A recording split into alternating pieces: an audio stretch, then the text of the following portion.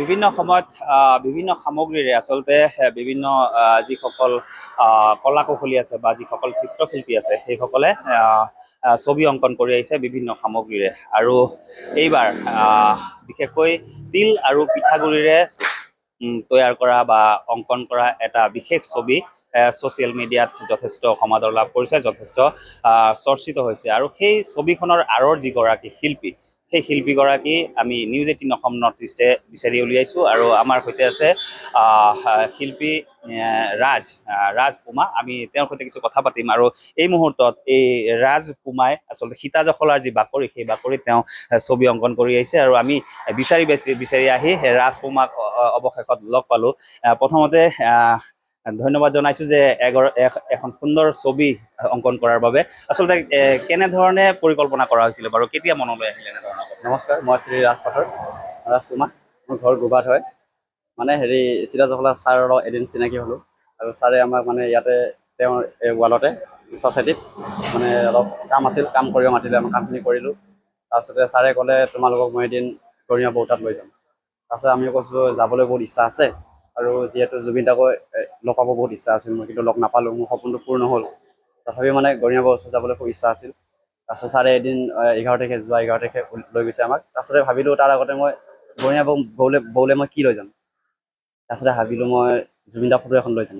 জুবিন দাৰ ফটো মোৰ ঘৰত বনোৱা বহুত আছে, কিন্তু মানে ভাবিলোঁ বেলেগতকৈ যদি মই অলপ ইউনিকভাৱে দিব পাৰোঁ অলপ ভাল লাগিব। তাৰপিছতে মই ৰাতিটো মানে ভাবিলোঁ 9 তাৰিখে ৰাতিটো ভাবিছোঁ, তাৰপিছত 10 তাৰিখে এদিনতে কমপ্লিট কৰিছোঁ ফটোখিনি।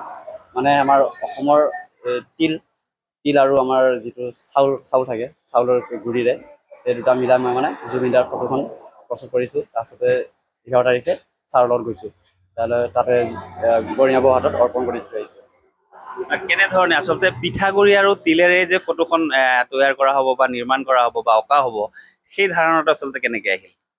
ধাৰণা বুলি কওঁতে মানে ধৰক অসমত যিহেতু জুবিন দাটো পপুলাৰে হয় নহয়, অসম বুলি ক'লে জুবিন দা বুলি ক'লে গোটেই অসমখনে বুজায়। যিহেতু আৰু অসমত জুবিন দাৰ অবিহনে বিহুটো বাৰু হেৰিয়ে হয়, তথাপিও মানে তিলটো হৈছে আমাৰ অসমৰ এটা সম্পদ, হয়নে নহয়?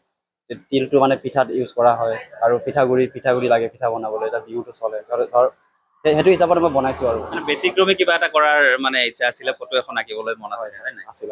কিমান দিন লাগিল ফটোখন মই 1 ৰাতিতে কমপ্লিট কৰিছোঁ, কাৰণ তাৰ নেক্সট দিনা মই যাব লাগে সোনকালে। মানে টোপনি ক্ষতি কৰি হ'লেও মই নিজে বনাইছোঁ, আৰু অলপ কষ্ট হৈছে, মই বনাইছোঁ। বৰ্তমান যিখন ফটো, সেই ফটোখন কিন্তু ছ'চিয়েল মিডিয়াত যথেষ্ট সমাদৰ লাভ কৰিছে, যথেষ্ট চৰ্চিত হৈছে। কেনেকুৱা লাগিছে অনুভৱ মানে মই হয়তো এইখিনি ভবা নাছিলোঁ যে ইমানখিনি যে হ'বগৈ, মই ভবা নাছিলোঁ। জাষ্ট চিম্পুল আছিল।